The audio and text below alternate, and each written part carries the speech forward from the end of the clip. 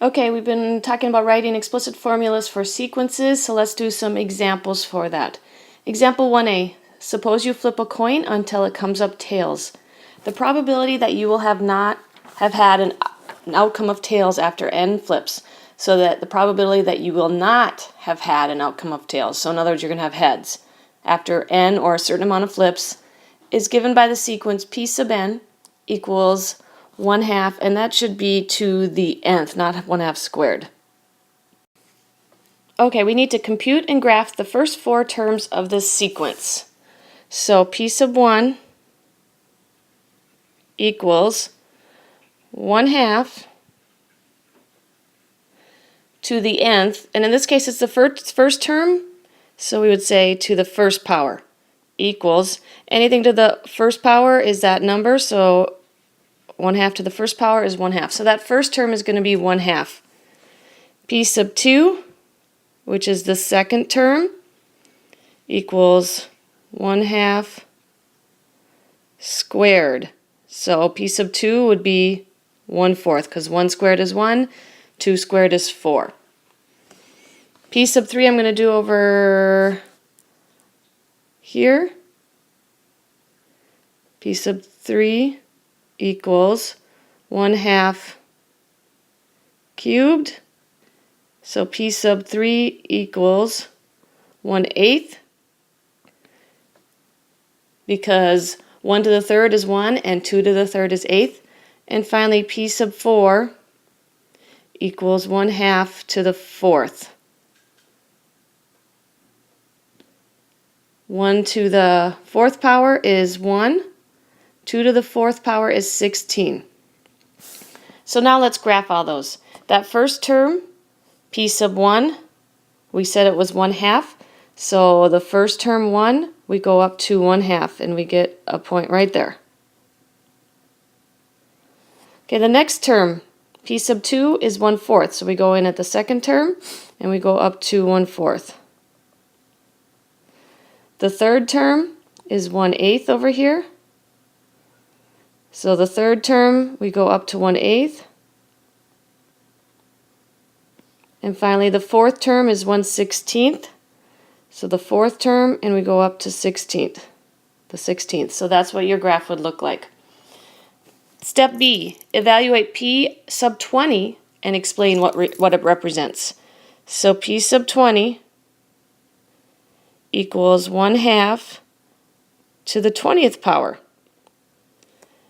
And that should be 1 to the 20th is 1, and 2 to the 20th is 1,048,576. What that represents is the probability that you will not have had an outcome of tails after 20 flips. So that's example 1A. Okay, example 1B. Consider the formula T sub n equals 3 to the nth minus 4. Part A, assuming n has to be greater than or equal to 1, what are the first 4 numbers in the sequence are defined by this formula?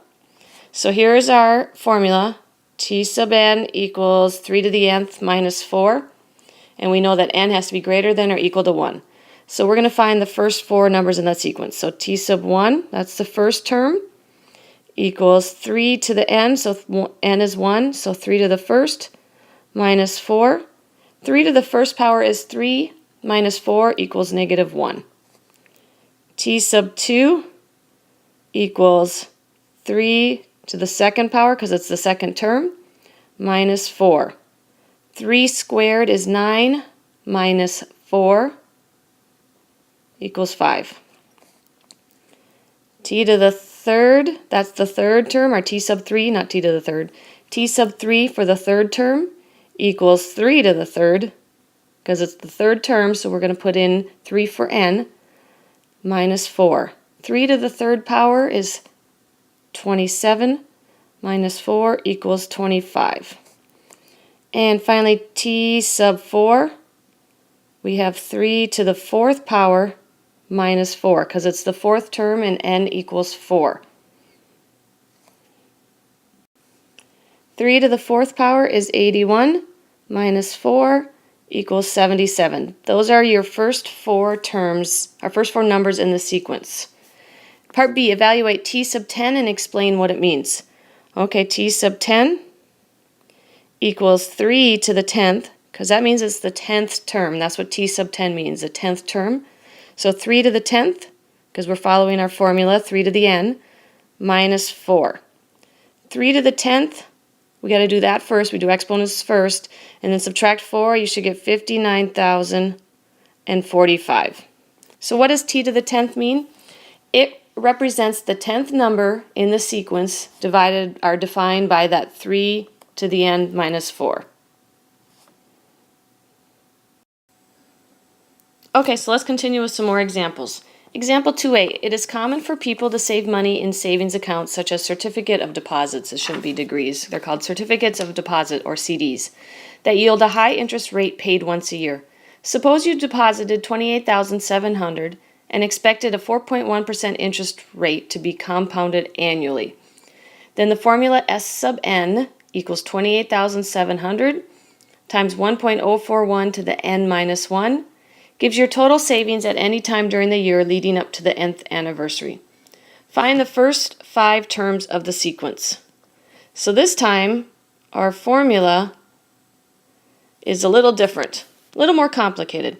So first term would be S sub 1 equals, and it said S sub n, so we know n is 1.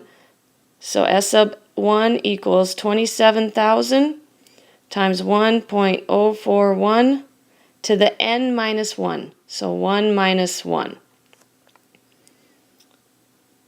Okay, S sub 1 equals 28,000 times 1.041. 1 minus 1 is 0. Anything to the 0 power is 1. So it would be the same as 28,000 times 1. So 28,700. That's our first term. S sub 2 is going to look similar, and I'm going to find some more space to write this part out. Okay, so S sub 2 would equal 28,700 times 1.041 to the 2 minus 1. Okay, so then S sub 2 would equal 28,700 to the 1.041.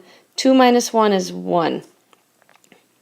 S sub 2 is 28,700. I'm just going to keep working through the math.